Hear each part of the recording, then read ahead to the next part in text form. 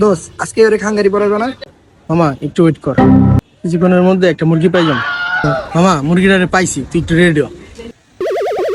মামা আব্বাই তো দুটা ক্রিম পাঠাইছে, একটা আমি রাখছি, আরেকটা কি করবো? কিরে দোস্ত, তোরা কি নিয়ে কথা কইতেছিলি?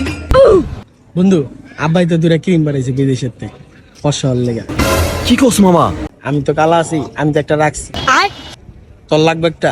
দে মামা, একটা দিয়া দে আমারে। তুই তো বন্ধু, তোরা তো এমনি একটা দেওয়াই যায়। হ্যালো বন্ধু, এটা ল এটা।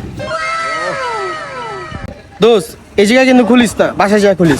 আচ্ছা ঠিক আছে, তোরা খারা যাইস না, আমি টাইট আছি। কিরে মামা, খামের ভিতরে কি দিছস? একটু পরেই মামায় বুঝবে। এলো দোস্ত, কক্ষা।